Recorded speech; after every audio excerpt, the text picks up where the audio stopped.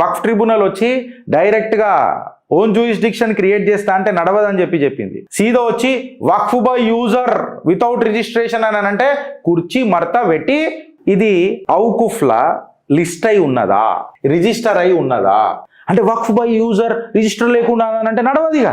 ఒక due process define అయింది, ఒక న్యూట్రల్ అడ్జుడికేషన్ డిఫైన్ అయింది. ఇన్ఫ్యాక్ట్ చెప్పాలనంటే ఈక్వల్ యాక్సెస్ టు జస్టిస్ కూడా ఇలా సుప్రీంకోర్టు తన భారతీయులకు డిఫైన్ చేసి పెట్టింది ఫ్రెండ్స్. ఇది గ్రౌండ్లో ఎందుకు అంత ఇంపార్టెంట్ ఉంటుంది గిరీష్ అని అంటే అస్సాం, తెలంగాణ, ఉత్తరప్రదేశ్లో రెసిడెన్షియల్ అపార్ట్మెంట్లు, షాపులు, ఫార్మ్ ల్యాండ్లు మొత్తం ఊర్లే దీని అమ్మ జీవితం వక్ఫ్. వెనకటికి ఇప్పుడు మొన్న వీడియోలు వచ్చినాయి, శ్రీశైలంలో కూడా వీళ్ళు సమాధులు కడుతున్నారు. నీళ్ళ సమాధులు ఎడికైనా వచ్చినాయిరా, గంగాపుత్రులా నాకు అర్థం కాదు. మళ్ళీ అంటే వీళ్ళు ఏం చేస్తారంటే వక్ఫ్ బై యూజర్ అని చెప్పి మాట్లాడతారు. ఎట్లా యూజర్ అయింది అని అంటే ఒకప్పుడు మేము ఇక్కడ నమాజ్ చేసినామని చెప్పి మాట్లాడతారు. అంటే నువ్వు నమాజ్ చేసినంత మాత్రాన అది వక్ఫ్ అయిపోతుందా ఆటోమేటికల్గా అనే క్వశ్చన్ స్టార్ట్ అయింది. ఇప్పుడు చట్టం ఒకడయ్యా చుట్టం కాదు, నీ క్లెయిమ్ ఏముందో నిజంగా చెప్పాలనంటే లా దానికంటే పెద్దది అని చెప్పి ఒక మెసేజ్ ఇచ్చింది.